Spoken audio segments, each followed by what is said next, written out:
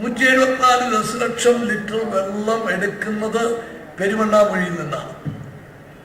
പെരുവണ്ണാമൊഴി ആ 2 പഞ്ചായത്തുകൾ, ചങ്ങരോത്ത് പഞ്ചായത്തും ചക്കിട്ടപ്പാറ ഇല്ലേ, ചക്കിട്ടപ്പാറ പഞ്ചായത്ത്, ഇത് 2 പഞ്ചായത്തുകളായിട്ട് വരും പെരുവണ്ണാമൊഴിയിലെ റിസർവോയറിൽ നിന്ന് വെള്ളമെടുക്കുന്ന.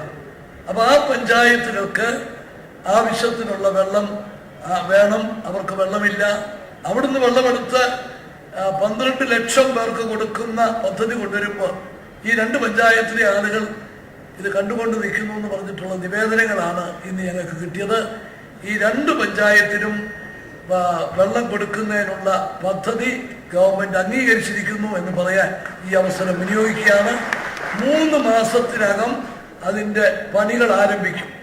1 വർഷത്തിനുള്ളിൽ ഈ സ്ഥലത്ത് വെള്ളം കൊടുക്കുക എന്നുള്ള ലക്ഷ്യത്തോടു കൂടിയിട്ടുള്ള പ്രവർത്തനമായിരിക്കും നടക്കുന്നത് എന്നുകൂടി പറയാൻ ഈ അവസരം വിനിയോഗിക്കുന്നു.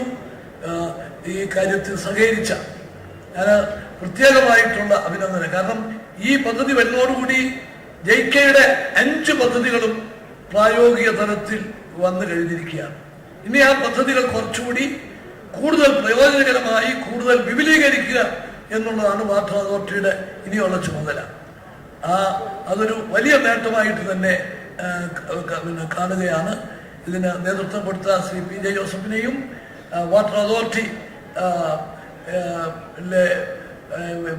ഉദ്യോഗസ്ഥരെയും എല്ലാം പ്രത്യേകമായി അഭിനന്ദിക്കാൻ അവസരം വിനിയോഗിച്ചുകൊണ്ട് താങ്ക് യു.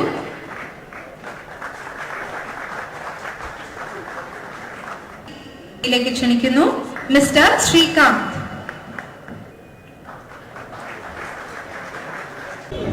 സന്തോഷ വാർത്ത അറിയിക്കുന്നു. കോഴിക്കോട് ജില്ലയിലെ വിതരണ ശൃംഖല ഔപചാരികമായി ഉദ്ഘാടനം ചെയ്യപ്പെട്ടിരിക്കുന്നു.